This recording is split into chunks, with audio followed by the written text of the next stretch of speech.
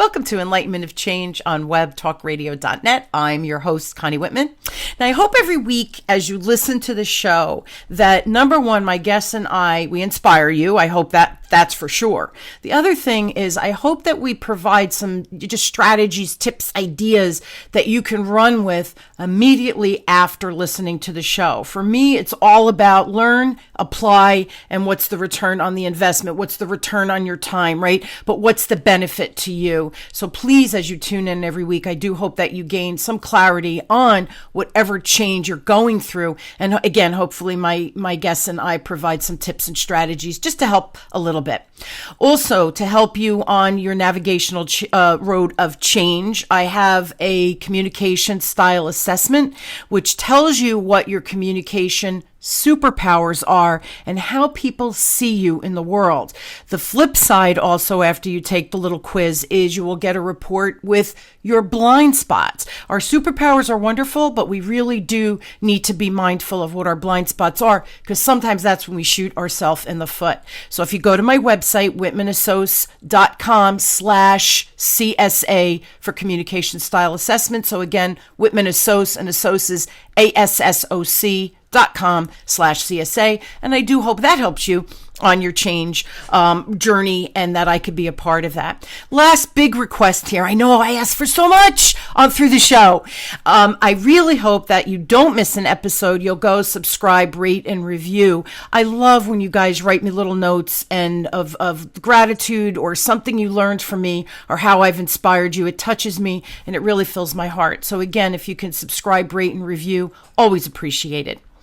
So my motivational quote for today is by Shane Niemeyer, and Shane says, "Sometimes we motivate ourselves by thinking of what we want to become. Sometimes we motivate ourselves by thinking about who we don't ever want to be again."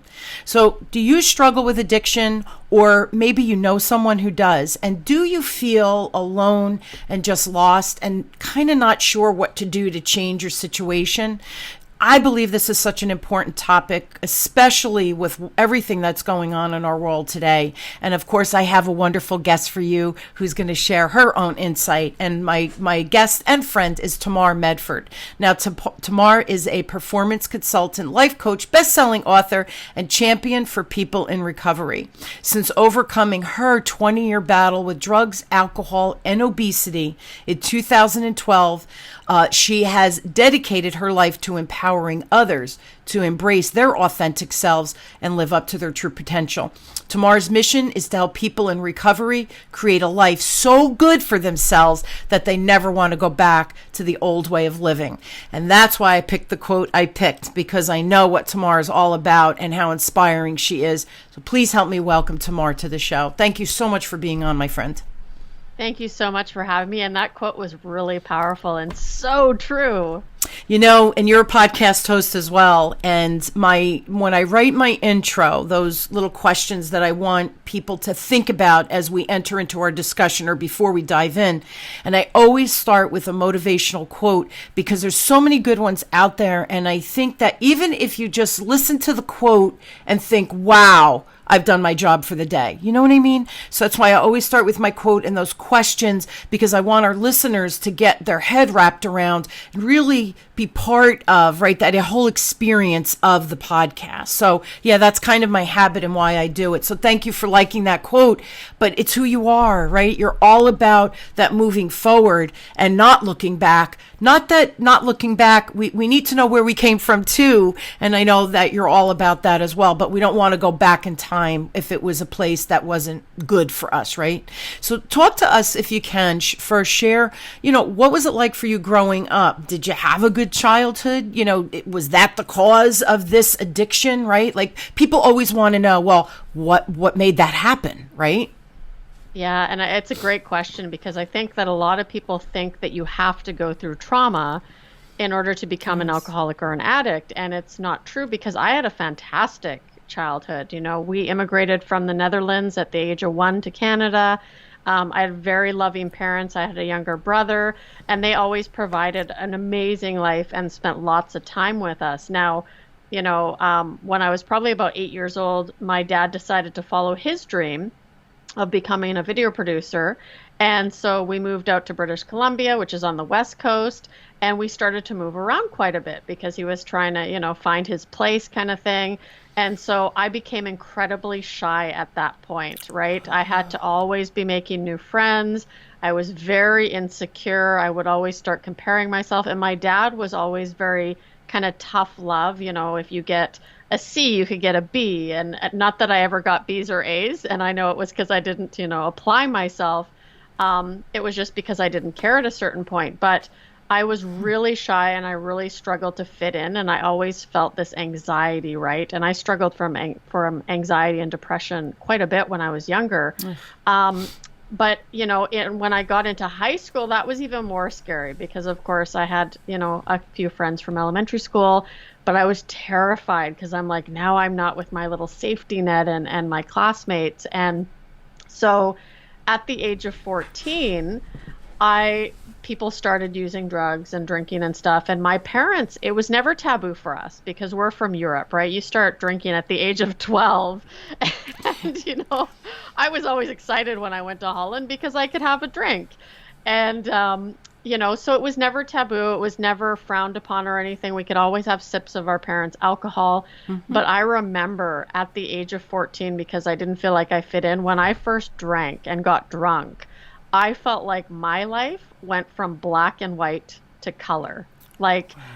And that was purely because I always had this really strong desire to fit in, right? I was always looking for that confirmation from my dad, like, are you proud of me? And he just kept pushing forward because he knew I had so much potential. Sure. But that is when my life changed and everything was completely different from that point on. So talk to us about your journey into addiction. It started, so do you feel like when you look back, that was that pivotal moment at age 14, right? You went from black and white to color. Did the alcohol, do you feel like it loosened you up? Like what was that journey? Why, right?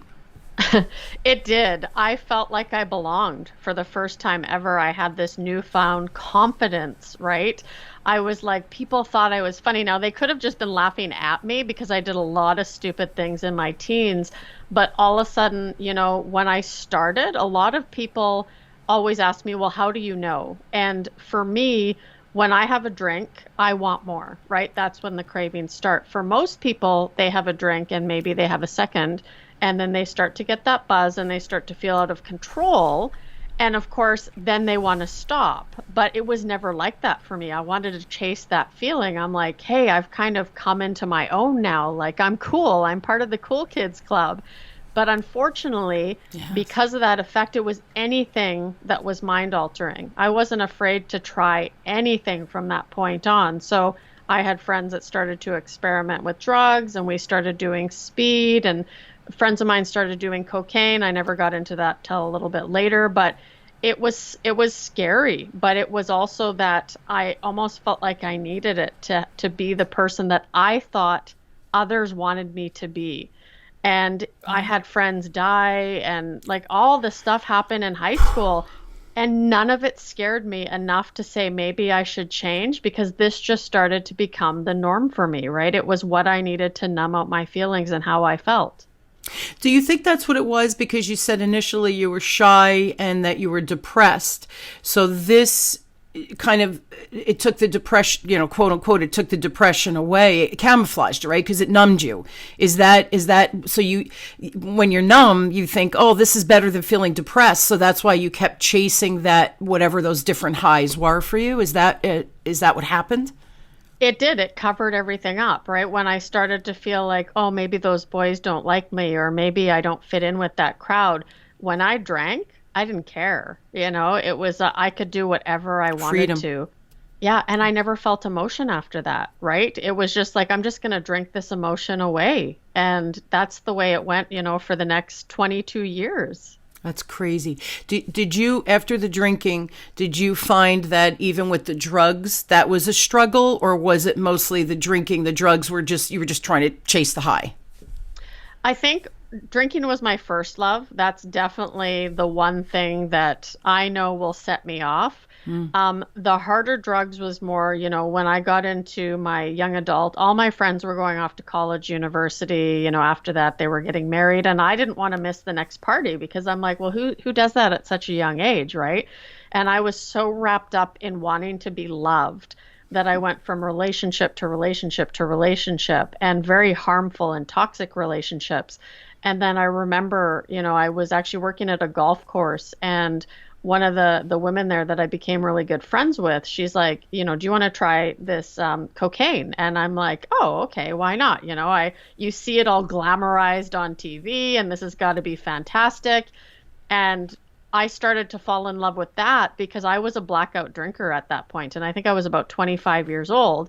And what it did was it allowed me to drink more without blacking out. Really? And so I just thought, now I've got even more control, because the purpose of drinking gave me more control, or so I felt. Obviously, when you black out, you don't remember anything. But I got into some really dark times there. Like, I would, be at a house in the middle of nowhere trying to get high. And I'm just like, what am I doing here? Because I always thought I was a classy drunk, right? I mean, I'm not like anybody who needs recovery or anything. And, the drugs just added to my alcoholism. And it was, again, because I wanted to mask everything. I wanted to hide. And I hated who I had become at that point in my life. And you wanted to hide more. Exactly. Yeah, yeah. It's so funny, as you're saying, it gave you more control. I personally don't like ever being drunk because I'm a control freak, Tamar. So when we were young, I had a car. A lot of my friends would have to borrow their parents' car.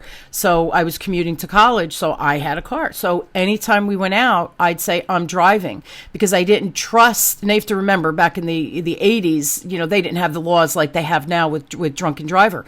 But I was so afraid of getting behind the wheel of someone who was drunk that, I guess I knew well enough that I thought, you be in control, Connie. So I would always drive. And it was funny because when the parents found out I was driving, they'd be like, oh yeah, you could go out with Connie, because I guess they looked at me as safe because they knew I wasn't. See, it's so funny. And you had a great childhood. I had a great childhood.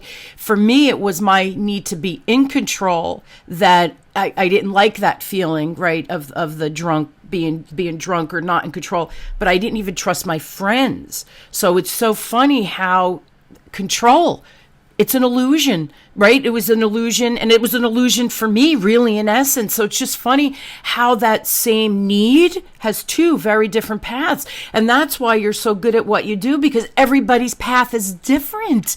And yet we there's a reason that we come to this place where, addiction is what it is. And it's funny because with COVID, and you probably know the stats better than I do, but they were saying depression went up because of the isolation, right? Alcoholism and drug abuse went up because of the isolation and because of the depression. In the United States, and I don't know about Canada, mental health is an issue. And mental health, everybody thinks, oh, schizophrenia. Mental health is depression, ADHD, right? Can be considered that. It's those extremes that what do we need to do to camouflage whatever that is? So it's a big issue, and everybody's afraid to talk about it, and there's help out there. So people don't always know where to go because they're ashamed, and all these other things that I'm sure happen with you. I have another question before I ask my next question, but did alcoholism or drug abuse, was that something in your family that you found out after? It was. I know, not my parents. I remember my dad, when I admitted that, I had gone into recovery, he's like, well, you didn't catch that from me. I'm like, Dad, it's not something you catch, It's something that I believe that either you've gone through enough trauma because it is possible, obviously, to go through a lot of trauma, and the statistics say that it happens a lot. Sure. Or it's just in your genes, right? Because my whole extended family, a lot of them suffer from addiction and alcoholism, right? I mean, our family reunions were a gong show. And so, and when you're not looking for it, they were fun for me, as a 14, 15-year-old, to go back to Holland and hang out with my family. I just thought I have the best family ever. And I still think that, but man, now it's all coming to light. Different perspective. Exactly. Yeah. So you did realize at some point that you had a problem with alcohol. Did people, like, before you realized it, did people realize it where they were trying to do interventions and stuff like that to try to get you to stop? They were. I actually, my best friend from high school, we had lost touch for about 6, 7 years. And after I had gone through a terribly codependent relation that ended up in abuse, and he actually just passed away a couple months ago from his addiction because he never made it out, right? But I remember just locking myself in my bedroom for 2 months, and I was drinking and doing cocaine every day, and I was just super depressed. And she actually, the first day that I went out after that, because I was afraid to go into public after that for a couple months, I went out with some friends and I ran into her, right? And so I knew that I would have to change some aspects of my life. And I met who is now my ex-husband at the time as well. And he said, you got to stop doing these harder drugs because I'm not going to be with you. And so even though I continued to drink very heavily and do other things, there was a lot of times where, my best friend would be like, why do you keep doing this to yourself? Like, this is not you. And I'd be sitting there near blackout and bawling and just telling her, I'm going to quit. I promise it'll change. But of course, the next day you're so hungover and you don't remember all that stuff. And the only way to feel better is to do it again. Yeah. Like I remember having a coworker of mine. She has blacked out once in her life. I think she's in her 40s now. And she came that following weekend up to my desk, and I was already sober by this time. And she said, are you insane? And I said, what do you mean? And she goes, how could someone in their right minds black out and then think it's a good idea to do it again? And I'm like, that's why I don't drink anymore, right? But it wouldn't have mattered what anybody said because That's right. I was only done when I had stopped digging, right? People always ask me, what was your bottom like? How do you know you've hit your bottom? Your bottom is when you stop digging. And you can do all the interventions in the world with people, but if they don't want to, chances are they're going to go back out. So nobody could have told me anything different. I had to get to that place in my life. And I can only imagine did your parents realize and try again to intervene and help? Because as a parent now, I would want to help, right? Did they try to do that for you as well? They did not know the severity. They knew I drank. My dad was very tough love to me. Like he would come over and we would have full on yelling matches and he'd be like, you got to stop this. You're irresponsible. And I'm like, how dare he? Like, what a jerk, right? And my mom was the enabler. My mom saw this poor girl that couldn't pay her rent, would always bail me out. And it was always sob stories. It was like, Mom, I'm so sorry. My work missed a paycheck, and it was lie after lie. And until they actually read my first book, which both of them read it in 6 hours, they couldn't put it down. That was when everything was exposed, but they had no idea because my life was a complete lie. It's fascinating how we have these personas that we put out there, right, of what you want people to believe. And and it's funny, Tamar, I think everybody does that to some extent, but you truly were camouflaging. How did you keep your job during all of this? Like, how were you functioning alcoholic? Like, how did you do that? So in my early 20s, I actually had a job where I was an order picker. So, we would pick food and stuff for the restaurants. And this was kind of the first normal paying job I would say I got. And a friend of mine had got it for me. And I remember I went on a 7-day bender where I was awake and using for 7 days straight. The next day I went and I would call in sick, right? And this is kind of the start when I was using the harder drugs that this stuff became a big problem. Yeah. And I went into work after 7 days of no sleep. And I actually, ironically enough, I was lifting 5 kegs of beer. Funny that, I was an alcoholic and lifting these kegs of beer and I slipped a disc in my back. So then I went on 3 months of, compensation for my back and had to go through therapy, but I was also given painkillers. I was also using that whole 3 months because I was getting paid, which made it even worse. So for that year, I would say there's a few jobs where I'd get the job, I'd lose the job because when I was using harder drugs, it was almost impossible not to call in sick and not to be reliable. But when I actually moved away, and was only really drinking, I was a functioning alcoholic. It was the drugs that ended up killing me, right? So, I mean, even though I hit my bottom in 2011, I've hit way worse bottoms. And that period of time, I would just lose job after job after job, right? And I think it was after that really toxic relationship that I realized, okay, I got to do something at least, right? So I wouldn't make a full change because I wasn't ready to do that. But I'm like, I'm just going to drink because drinking is not my problem. Yeah, it's funny because, you say the person has to be ready. The old saying, right? Bring the horse to water, but you can't force them to drink. It's the exact same thing. Humans are humans, and we have to be the ones who are willing to do it because nobody could do the work for you. Nobody could have done this for you, right? You had to feel and come out the other side. No one could have made that easier for you. So it's really quite a journey. It really is. You talked about you tried at different times, right? You hit rock bottom different times. What did early recovery look like for you? And was, with that recovery, was it easy to get sober, or was it like, holy crap, you have no idea? I did not want to get sober. I knew something had to change. At the end of 2011, I was 215 pounds, so I was really overweight. I was a chronic yo-yo dieter by this point. I was severely depressed. I had been off and on medication throughout my young adult. I was unhappily married. We really hadn't connected well for like the past year. And I was suicidal. And I remember sitting on the floor one day with a bottle of pills, and I had a little dog. His name was Rudy. He was a little pug, and he just kind of sat there and looked at me, and they do that head tilt thing.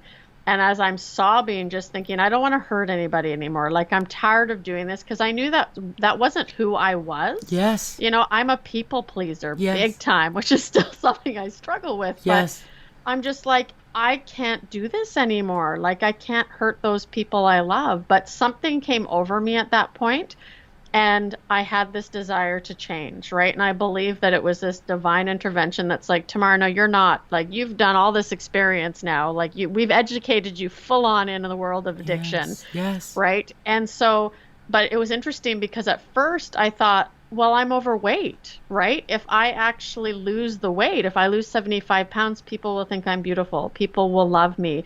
And so the first thing I did was hired a personal trainer, right? I did the New Year's resolution, went to the gym. I'm like, I'm going to make a fresh start. And so I remember her asking me, like, Tamar, what is your goal? And we knew each other from high school, actually, which was funny.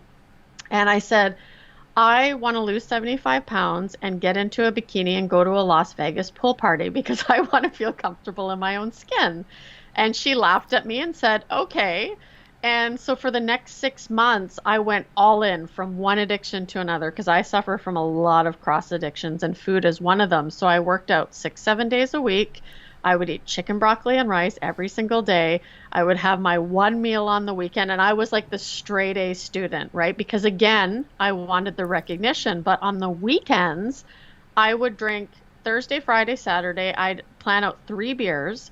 But to curb the drinking, I would drink a half a bottle of NyQuil to pass out because I couldn't stop when I started. So I had this great plan. And the funny thing was, though, is when I had to report to my trainer the following Monday, I would want to shout it from the rooftop. Like, guess what? I only drank 9 beers this weekend because that was a record. Like, 9 beers was usually an appetizer for me on the weekends. Wow. And I would just drink bottles of NyQuil. Like, I went through them like crazy. Oh, my God. I remember in June, I went away for a weekend with my ex-husband. And my trainer said, okay, what are you going to do to keep active, right? Because she knew I was an alcoholic. And funny enough, she was actually in recovery. Oh. And she had brought it up once and said, hey, if you ever want to come with me, I'm like, I don't need that. Like, I have full control. Like, look what I've done since January, and it's now June. And I remember going out and I brought 1 bottle of wine because I was going to show everybody that I could control my drinking. As soon as we got there, I drank that bottle of wine.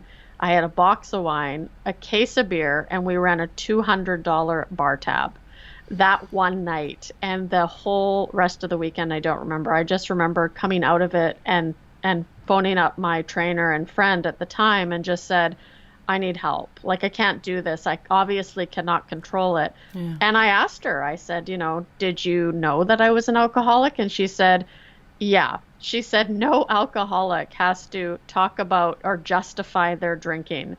People either drink or they don't. And if you have to justify it, right? And those first few months, though, I would look at people, in meetings, and I would be like, I'm not like you people. Like, I'm a classy drunk here. I might dance on tables and stuff. But I was a very functioning alcoholic at the time, right? But the more I listened, because she was like, just be open-minded. Listen for what you have in common instead of for what you don't. You're not going to be able to relate to everybody. And it just right away, I started to get it. I was like, oh, I'm so much like you people. Like, once I start, I can't stop. Yes. Did you have relapses as you went through that road of recovery? Did you, or was it smooth sailing for you?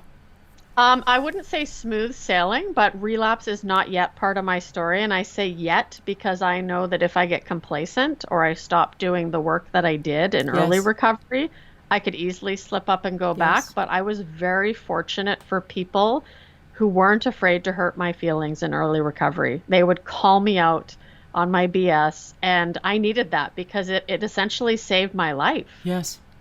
Yeah, the whole topic is fascinating, and that you're so candid about it because you want to help others through this, because you did. And it's funny that you said when you were sitting on the floor with your dog, the pills in hand, and you had that divine, and I do believe in divine intervention, but it was almost like, all right, we've educated you now on this world and what it is and how bad it is, right?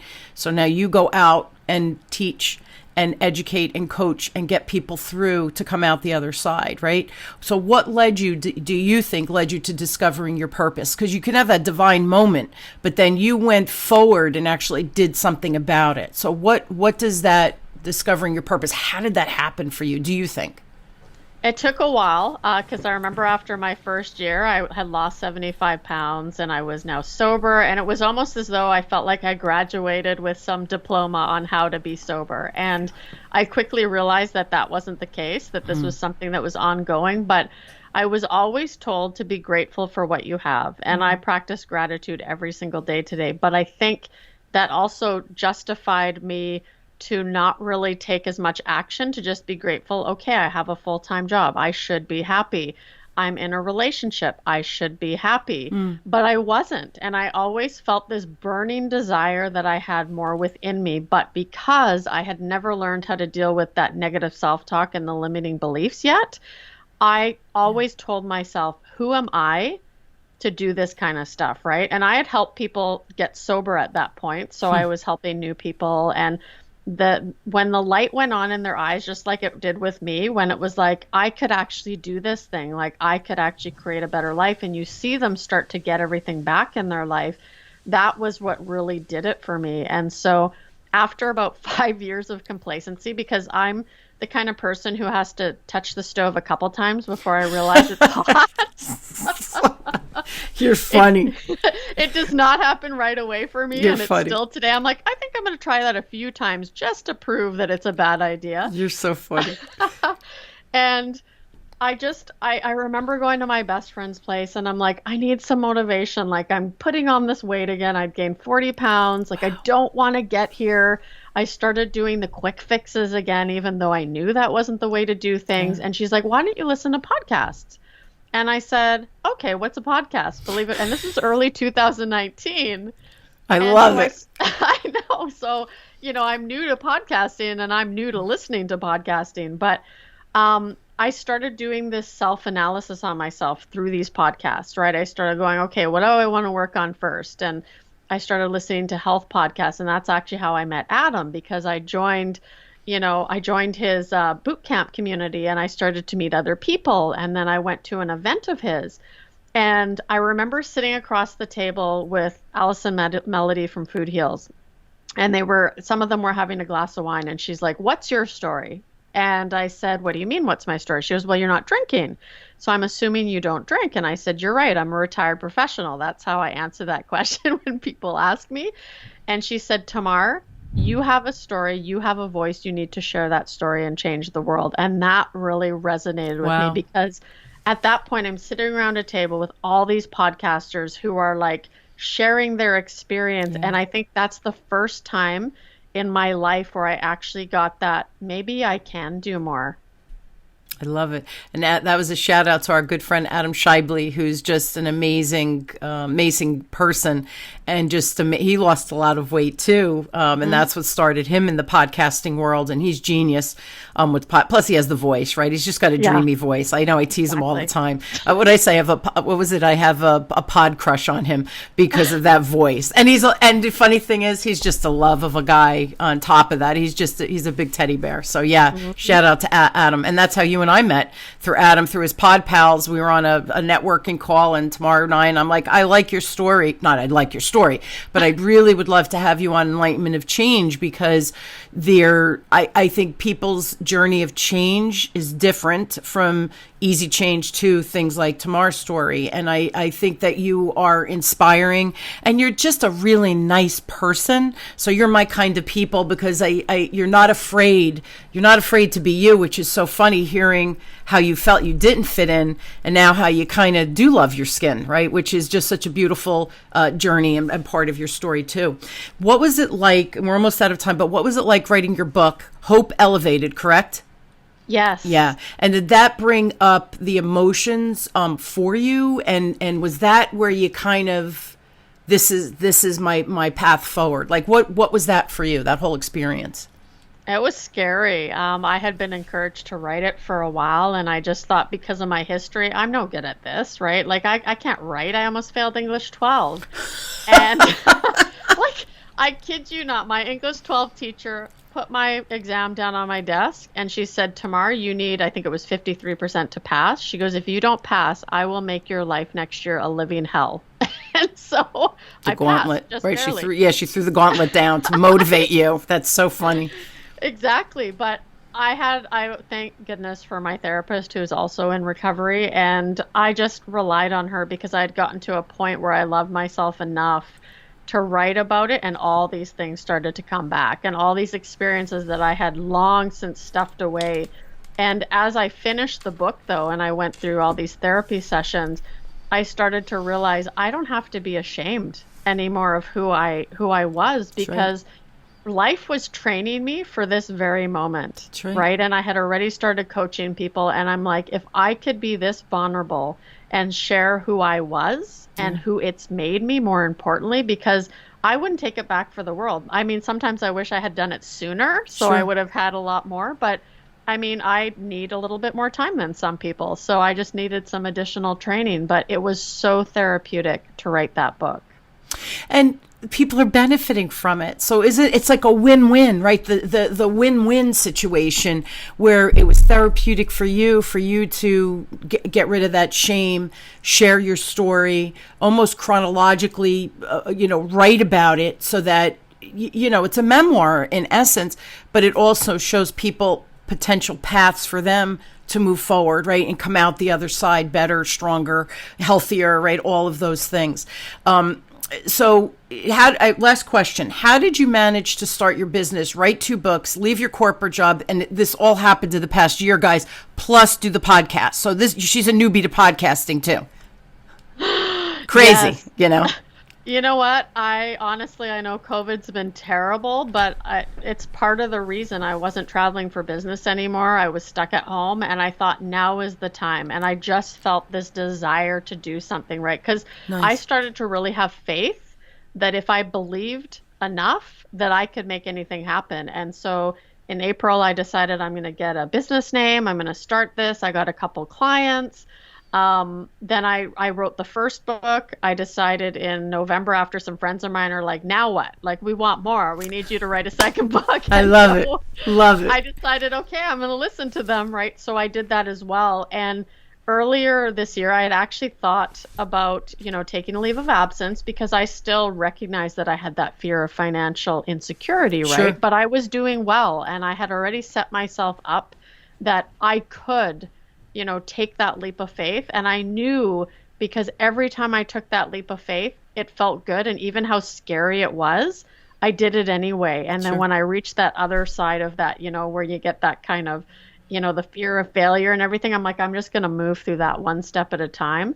And so I just, we were talking before where I had a coach friend of mine that said, why wouldn't you just take the leap of faith? And she said, when you quit drinking, did you leave a bottle of vodka in the cupboard just in case you wanted to go back? And right then she spoke my language.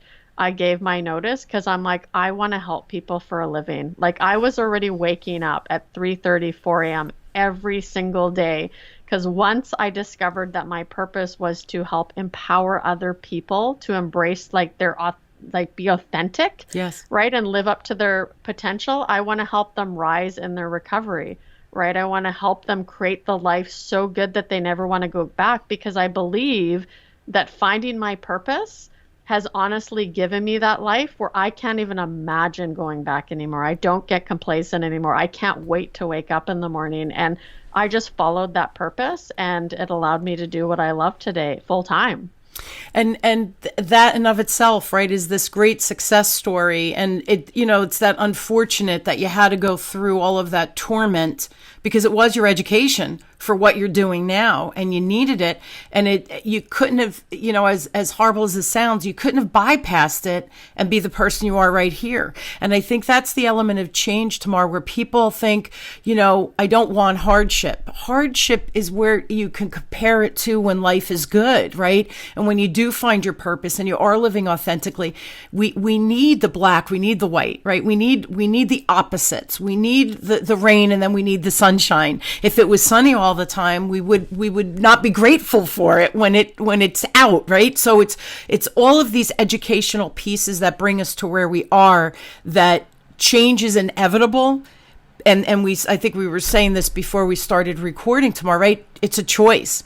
And even if that choice of writing the book wasn't the right one, you have another choice right behind it that you can always pivot and shift and create another choice, and then another choice, and then another choice until you do get it right. So that's, but your choice of drinking and then doing the drugs, they were choices, right? They were choices, though, that led you to this, what you're doing now. So, I know people think change is bad. I shouldn't say that. A lot of people think change is bad. A lot of people see change as opportunity. Do you feel like now, with all of that information, do you find when you think of change, you do see the opportunity? Every time, even when because I still struggle with anxiety and depression, right? I mean, right, I was telling you a few weeks ago, I'm like, oh my God, like I don't have that steady income that I'm used to, but I still have an income. And I think you have to make that change, right? As soon as you make that change and you move through, because we have that resistance to change, which I talk about with my clients all the time. That's how you see the growth. If you're not ready to get out of that comfort zone, you're not going to see all these amazing things happen. And I think, unfortunately, so many people say no to themselves, when they're like, I don't want to invest in myself. They're saying no to their personal development and growth. Yes. So I just decided, no, change has to be a part of my life. And even when I'm feeling depressed, I'm like, what little change can I make today that's going to put me one step in the right direction? It doesn't matter how small it is. That's right. Just one thing every day. Yeah, I love James Clear's book called Atomic Habits, right? It's that one degree of change, not a 10-degree change, 1 degree of change, and how that changes the trajectory of your life. So if you could choose that every day. And it's funny, I start the show with that element of change, but being a sales expert, and Adam and Michael Neely, a shout out to him, they convinced me, it wasn't hard to convince me to start the second show, which is the Heart-Centered Sales Leader, because I'm sales, right? That's my zone of genius. And it's that still that element of change, though, where business owners still feel like, oh, sales, no. But you're a business owner. Your zone of genius is whatever it is, right? In your case, but you still have to sell on why people should work with you, right? So sales is a part of everything we do, even when you had your corporate job. Why should I give you the promotion over someone else? You're selling yourself. So sales is so important, yet we're taught to put up those barriers. You talked about barriers, but we put up those barriers of sales is icky and sleazy, because of movies like Wolf of Wall Street and because of, Madoff, right? So we're taught in our regular lives, change is bad, people are out to get you, right? Don't let your guard down, the good guys finish last, all of those bad kinds of phraseology.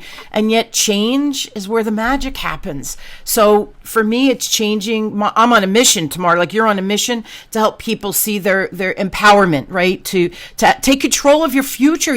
Everybody can do this, right? Tamar and I are not special. Well, we are, of course. Well, but of course. We are, of course. But everybody really can do it. And you have the tools for that, those roads of people on addiction, right? And those other inflictions that, right, it's real. Depression is real. All these things we started at the top of the show. And same thing, sales should not be icky and sleazy, right? We're on our mission to get that message out, because I think you and I both, it's about changing people to just become better. And for me, I really want to help people for it to become easier and not like that dread, right? I want people to be excited. Like you said, I get up every morning like, woohoo, what am I going to do today? And that's what you want to share with people as well. And I think our messages are important. They're different, but they're not, right? Humans are humans. We really are all the same. And change, I think, is a part of it. So thank you so much for being on. I do want to share your website. It's theroadforward.ca. She's Canada, peeps. So it's theroadforward.ca. If you have questions for Tamar directly, Tamar is TAMAR at theroadforward.ca. So please connect with her. Please ask her those questions. Go to the website. See what she's all about. I think that you have an amazing energy and you come from this place of just love and warmth, that anyone that is in trouble, I do think that you're the life preserver, right? Like you're throwing it out there. We're throwing out the life preserver. Catch on, hook on to Tamar and see how she can help you. But you're just lovely. I'm so happy for you. And I'm so happy that this year has brought you so much change, but so much in such a positive way. And more to come, right? What's the song by the road is the it's unwritten. The chapter's unwritten. Leona Lewis, is it Leona Lewis? The next chapter's unwritten, right? That your book is unwritten. What is the next chapter for you? What is the next chapter for everybody listening? What's the next chapter for me? We could do anything we want, right? The road is unwritten for us at this point. It's all choice, right? Absolutely. Yeah. And Connie, thank you so much for having me on the show. A I real love your pleasure. energy too. Oh, So thank you. Yes, high energy. You feel me. Real pleasure. Thank you again, Tamar. Please check her out at theroadforward.ca. Check me out at whitmanassociates.com. Ton of free resources, my masterclasses, books, free stuff, all there. whitmanassociates.com. Please allow us to help you on your journey of change. Thank you again, Tamar. I'm so excited and happy that I've met you and that you're in my orbit. And I just wish you so much more success in the coming years. Yeah. Keep doing it, man. You're rocking it out there and people need you. So happy that you've been on my show. Truly an honor. thank you, Connie. Yeah, real pleasure. And you guys, I hope you will join me weekly as we question and build and discover together that change is inevitable. It's here every day. Choose it, embrace it, and make that movement forward. And I hope, again, my guests and I provide some tools, strategies, and tips that you can apply immediately. It's all about application and result for me. You've been listening to Enlightenment of Change with me, your host, Connie Whitman, on webtalkradio.net. Thank you all. And I really do wish you an inspired week. And I hope that you choose whatever change is right for you. Make the choice, not making a choice and trying to stay where you are because it's just the way it is. That's not an excuse. You're still making a choice to not move forward. So I hope Tamar's story has inspired you to take that leap of faith and take that step forward. One little step is all it takes. Thank you, everybody, for tuning in, and I wish you success in the coming week. Thanks, everybody.